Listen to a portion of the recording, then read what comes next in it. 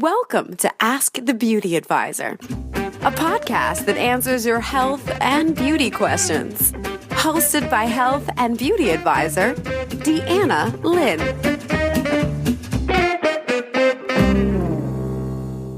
Greetings, and thank you for tuning in today to Ask the Beauty Advisor, the podcast where we talk about all things health and beauty.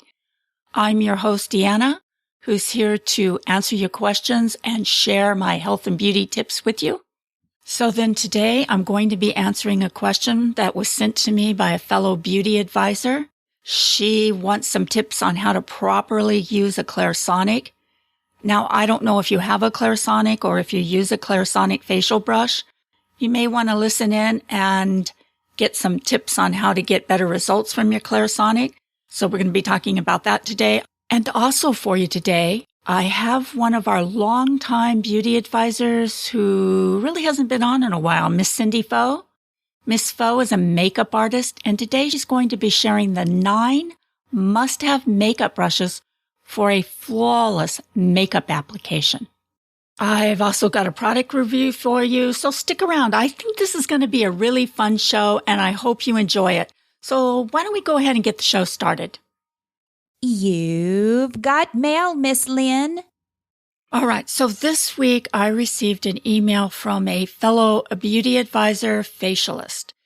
And she says that I'm going to briefly go over her letter here. I don't think I'm going to read the letter. It's a pretty wordy letter. So in a nutshell, Kaylee's asking here if I could give some pointers on how to properly use Clarisonic. She says over the years, she's been asked by several different clients how to properly use a Clarisonic, if they should use an exfoliant with their Clarisonic. They don't know why their Clarisonic is breaking out their face, and how often should they use a Clarisonic. Just a lot of general questions about a Clarisonic. And Kaylee doesn't use a Clarisonic. She doesn't use one of those facial brushes in her facials. She does everything manually. She's a hands-on type of facialist. So I think this is a really good question, and I've never really thought about it. You know, you think when you buy a Clarisonic that you can just buy a Clarisonic and put some cleanser on it and turn it on and clean your face. Now, for those of you who don't really know what a Clarisonic is, which I think most of us do, it's an electric facial brush, kind of like one of those sonic toothbrushes. Yeah, that's basically what it is. So now, Kaylee, in answer to your questions here, what I did do is I went to the manufacturer of the Clarisonic, the developer, and I asked them if they'd send me a list of their best practices for using a Clarisonic. And I learned a lot about a Clarisonic because I've never used a Clarisonic myself. So anyway, the first thing I've learned about a Clarisonic, and I just want to get this out of the way, a Clarisonic is not an exfoliator. Yeah, I know. You thought it was too. So now what a Clarisonic actually does, and this is coming from the inventor, it uses back and forth movements of the brush head that loosens dirt and oils and forces water off the bristles into your pores to get them extra clean. This is a patent approach, and it's very gentle, only removes the dead skin cells that would normally come off for that day, and not anything deeper or the deeper layers like an exfoliation. You also shouldn't blame your Clarisonic for your breakouts. This is a sign that your skin's purging itself of all the gunk that's stuck in your pores. This happens on rare occasions in the first few uses of the device.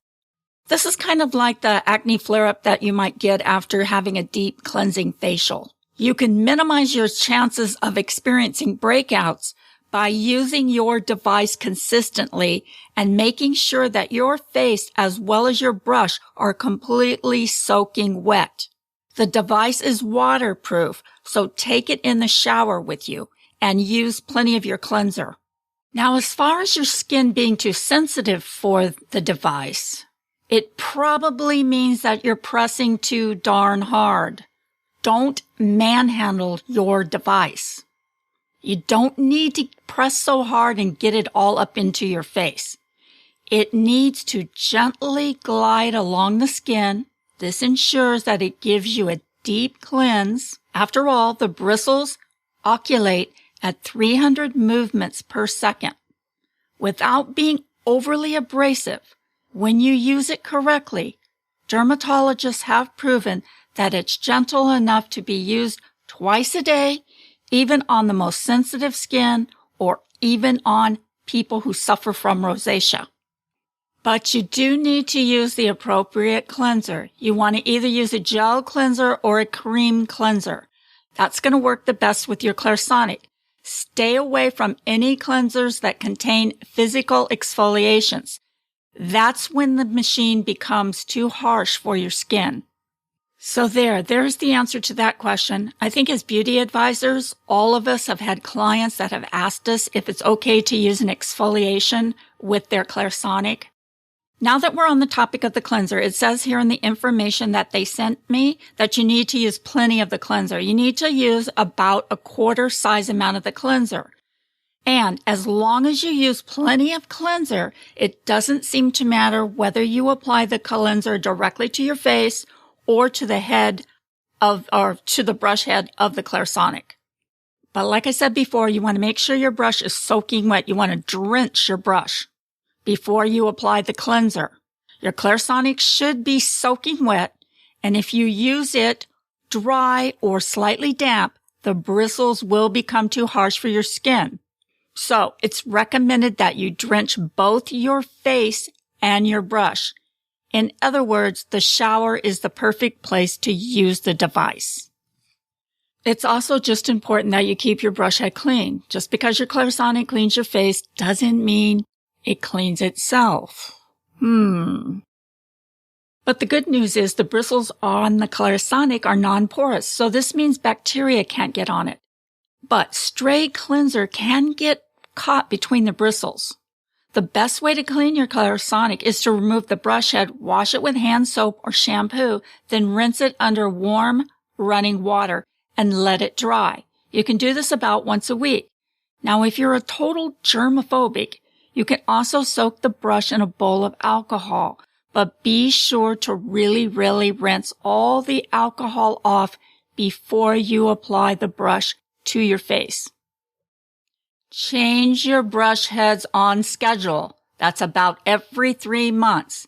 It really makes a huge difference. After 3 months, the bristles start to lose their shape and the cleanser begins to clog at the bottom of the tufts, so that the tufts begin to move in clumps versus individually, meaning your Clarisonic becomes less effective. This is why people become disenchanted with their Clarisonic, or they don't seem to be getting the results they used to. Almost every time after they change to a new brush head, they feel they have a totally new experience and they fall in love with their Clarisonic all over again. One of the biggest tips I can give you for using your Clarisonic is to use your device every day, up to twice a day. Consistency is the key to getting the best results. It's been proven to clean your skin 6 times better than if you were to use just your hands. And since your skin is so clean, that means your skincare products will absorb better and you'll get better results.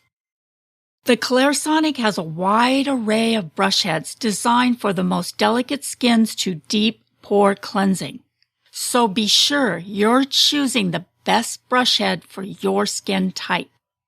Thanks, Kaylee. Thanks for that question. That was a fun question to answer, and I learned a lot about a Clarisonic myself. Eventually, I'm going to break down and buy one. I don't know why I haven't yet, but yeah, I think I need a Clarisonic.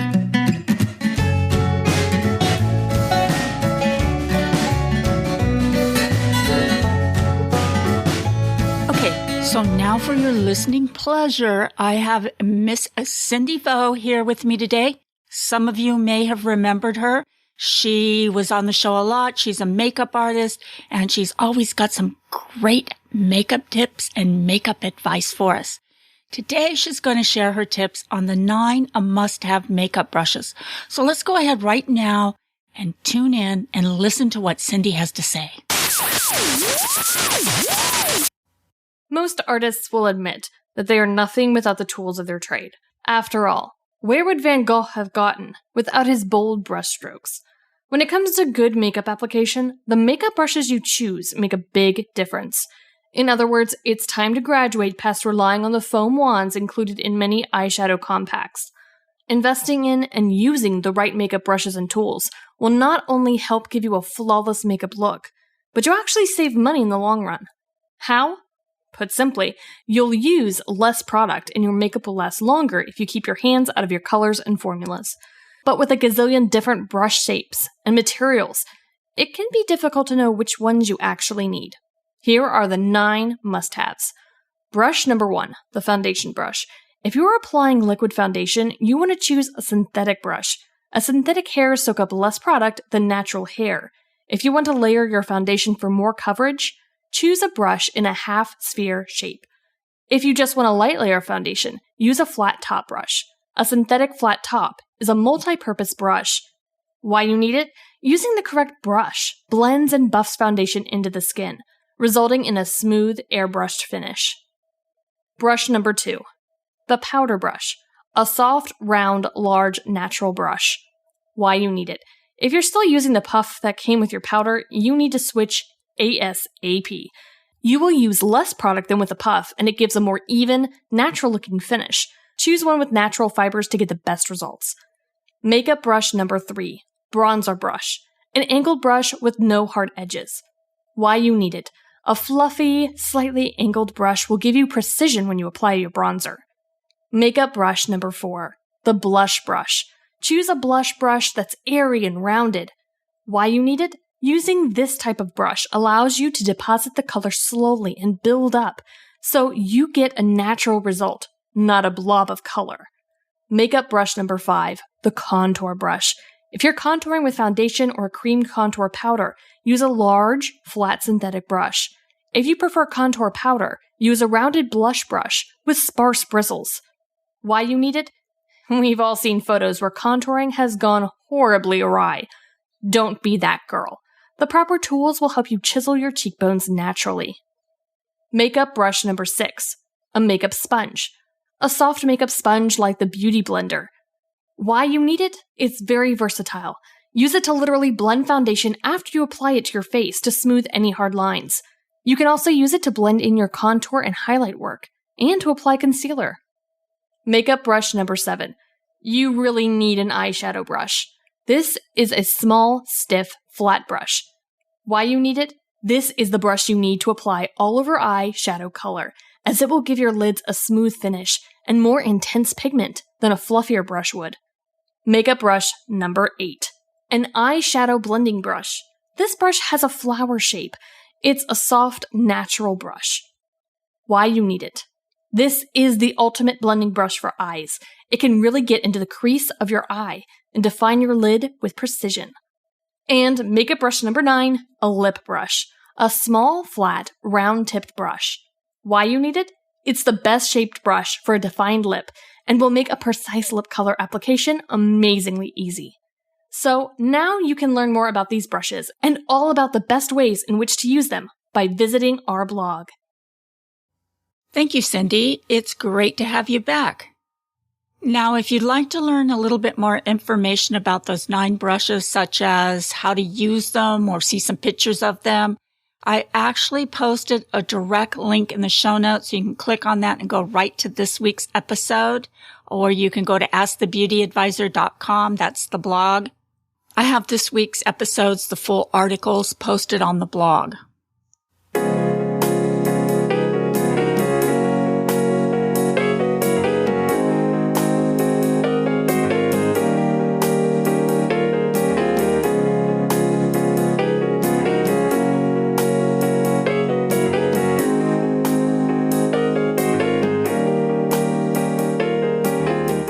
Do a real quick product review here for you today. This is something I'm really excited to share with you today. I have finally found the most beautiful vegan makeup brushes. I mean, they're gorgeous. They're so fun. Although, many of the companies do offer synthetic makeup brushes, it was really difficult for me as a compassionate consumer to find a 100% vegan company that offers professional quality synthetic makeup brushes exclusively. So it was very exciting for me to find this company, Furless. Even the company's name, Furless, defines their core beliefs. All right, so where do I start? Gee, I haven't done a product review in so long, I don't even know how to do one anymore. So the company claims that their professional makeup brushes are elegant, which I agree, and that they will take you from being an amateur into being a pro makeup artist, whether you're a student or you're an at-home makeup diva. And I agree with that. The brushes were so soft but yet firm. They were soft as kitten feathers, but they were firm enough to make a really good application without leaving any streaks. I actually ordered the Black Beauty travel set. They were half the way up. They were black. The other half was like a turquoise color, which turquoise is my favorite color. So I had to get that set. And I found that the brushes they didn't leave streaks on your face. I mean, these are the best synthetic makeup brushes I have ever found. I maybe lost 2 brush hairs in the month that I've been using them. So they don't leave all those little brush hairs all over your face. They put the makeup on evenly smooth without leaving any streaks. They washed up beautifully. I just washed them with like hand soap or makeup brush cleanser. They were just fabulous. I don't know what to say about them other than they're gorgeous and they're fabulous. They come in beautiful colors. The professional sets have really long tapered handles, so they're easy to use. I think you should check them out. I think you're going to be incredibly impressed with these makeup brushes. Plus, the prices are amazing. I got this whole set, this travel set. I got 9 total brushes, and it came to $89. Now, these are professional makeup brushes, mind you, which, you can spend $50 for one brush. So you can check these out on the blog, askthebeautyadvisor.com. I have a direct link in the show notes. Also, just to let you know, I've become an affiliate for them. So if you use my affiliate link, it doesn't cost you any money and the show gets a little commission from it. So I think they also have like a discount for beauty bloggers and professional makeup artists. I think you can get 20% off. So you might want to check that out. Anyway, I have a direct link to the blog in the show notes. I also have a direct link in the show notes to Furless makeup brushes. Well, I guess that's all I've got for you this week. So anyway, I'd like to get to know more of you. And if you do the Facebook thing, I have a Facebook page, Ask the Beauty Advisor on Facebook.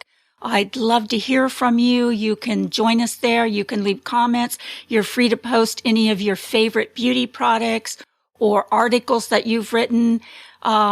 Let's get this little Facebook thing going. It might be a good place for all of us health and beauty divas to connect and learn from each other. So please join me on Facebook. You're welcome to post your stuff there. And that's all I have to say about that. So anyway, hope you enjoyed the show today. I'll see you next week.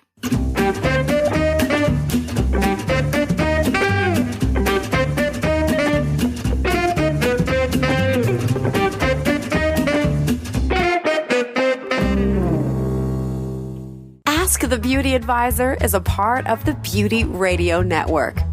If you have a podcast or need help in starting a podcast and would like to be a part of a free, supportive network, then learn more by contacting Deanna at beautyradionetwork.com.